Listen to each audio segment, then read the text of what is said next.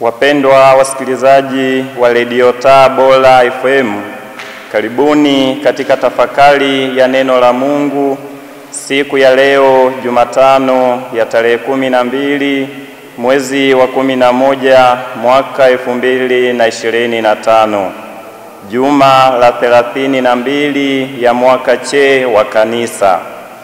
Masomo yetu ya leo ni kama ifuatavyo. Somo la kwanza ni la kitabu cha hekima ya Sulemani, sura ya 6 aya ya kwanza hadi ya 11.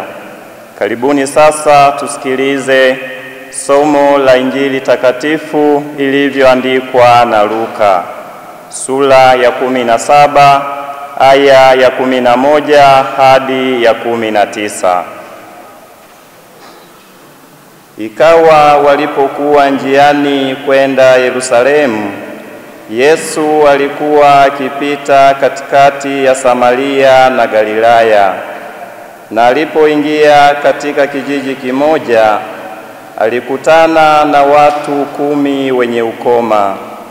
Wakasimama mbali, wakapaza sauti wakisema, "E Yesu, Bwana mkubwa, uturehemu."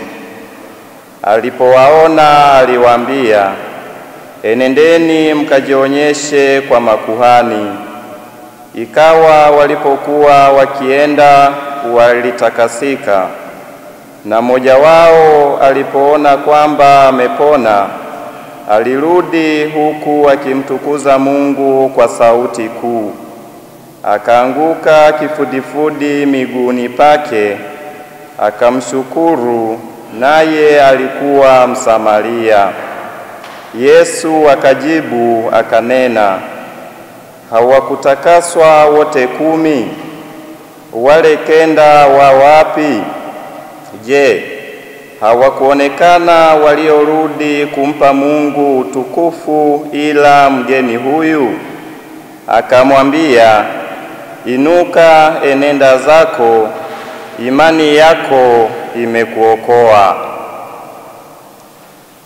Neno la Bwana. Wapendwa wasikilizaji, Injili tulioisikia inatupatia mwaliko wa kumshukuru Mungu kwa wema wake ambao tunaupokea daima katika maisha yetu.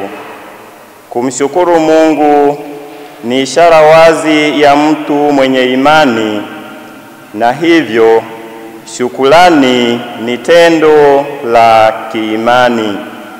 Na ndiyo maana Msamaria huyu anaporudi kumshukuru Mungu, Yesu anamwambia, "Imani yako imekuokoa." Rejea mwinjili Luka sura ya 17 aya ya 19. Shukurani ni tendo la kukubali mabadiliko na kukiri kuwa yanaletwa na kuwezeshwa na Mungu. Yesu anasifia utayari wa Msamaria huyu kuonyesha tendo hili la kiimani. Bwana wetu Yesu Kristo anastaajabishwa na kitendo cha watu 9 kutorudi kumshukuru baada ya yeye mwenyewe kuwajalia uponyaji kama wao walivyomwomba.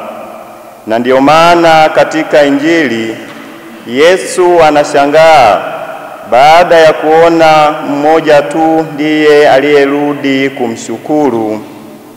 Anamuuliza, "Hawakutakaswa wote 10? Wale 9 wa wapi?" Rejea mwinjili Luka sura ya 17 aya ya 17. Wapendwa wasikilizaji, maisha yetu yanamtegemea Mwenyezi Mungu, na vyote tulivyo navyo ni zawadi kutoka kwake. Tujiulize, ni mara ngapi tumerudi kumshukuru Mungu kwa wema wake katika maisha yetu? Tumemwomba Mungu watoto, Tumemwomba Mungu watoto wetu wafanikiwe. Tumemwomba mafanikio katika biashara zetu na katika kazi zetu. Tumemwomba Mungu ajira. Tumemwomba Mungu tuwe viongozi. Tumemwomba Mungu mvua. Tumemwomba Mungu neema na baraka zake katika maisha yetu. Je, tunakumbuka kurudi na kumshukuru Mungu?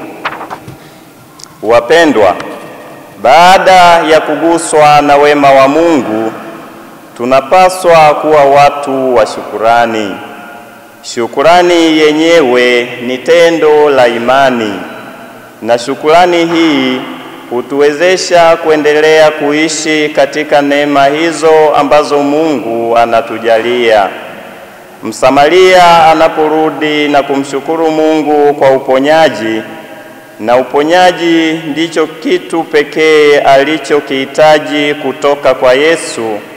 Anaporudi kushukuru, Yesu anampatia zawadi nyingine Msamaria huyu, ambayo ni zawadi ya wokovu. Nasi pia wapendwa, tunaporudi kumshukuru Mungu, tujue yapo mengi yatatendeka kwetu. Tafakari hii imeletwa kwenu na mimi Frateli Deogratias Mwebea kutoka Jimbo Katoliki la Geita, ninayesoma masomo ya teolojia mwaka wa 4 katika seminari kuu ya Mtakatifu Paulo Mtume Kiparapara iliyopo Jimbo Kuu la Tabora. Tumsifu Yesu Kristo.